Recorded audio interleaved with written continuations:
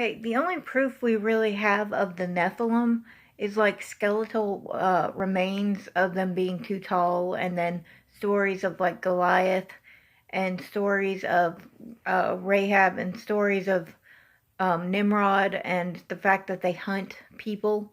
And they're hunting for your life, yes, but they're also hunting for you to go to hell. And if they think they can get you to go to hell, they're not going to kill you yet. They're going to try sending you to hell first. Um, but they're trying to make you stop believing in Jesus Christ, and basically they're trying to suck you into hell one way or the other. They want your life to be hard, and they want to have revenge on you too.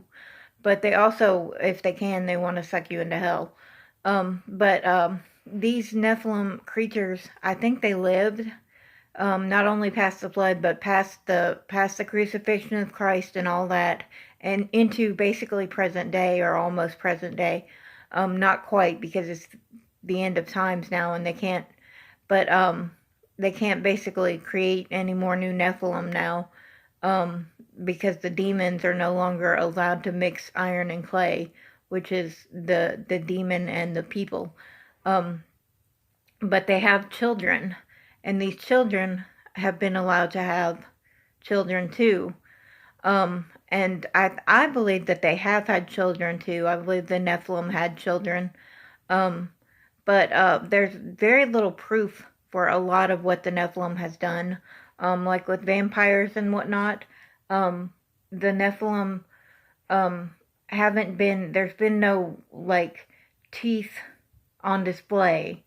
As far as like, these are vampires, these people were vampires or whatever. They don't have any proof for that. They don't have any proof for Bigfoot either. I've been doing a lot of reading in folklore, not lately, but a while back. And there are werewolves and vampires and stuff like that, and spirits of vampires even.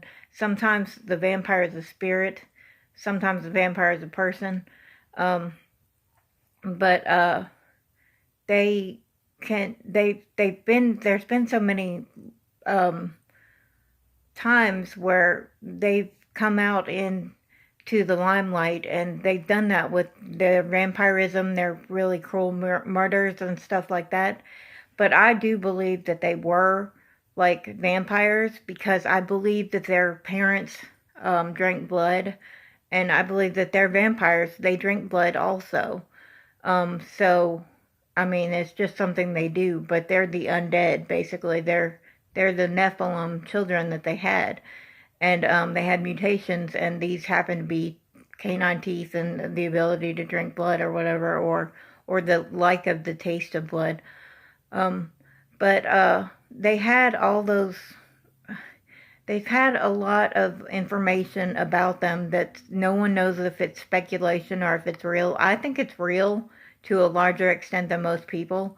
Um, but I think that that's the Nephilim, and I think that you need to ask them if they believe in Jesus Christ, because they can't say yes if they're Nephilim and they, drink blood and do all that. They can't say yes. So they've only had children basically by people willing to have their children, not people that they would necessarily want per se, but people that or were willing to know that they were a Nephilim or whatever, and probably didn't believe in Jesus either. So they tricked some people to marry them in different things, probably, not knowing that they were vampires or this or that or werewolves. So the people would leave, just leave certain times, like if you were a werewolf and there was a full moon, and I think a lot of that too is just people doing it, acting like werewolves. Or on the vampirism, I think that they really did like the taste of blood. They were people that did, because the Bible says the life is in the blood, and so you're not supposed to drink the blood.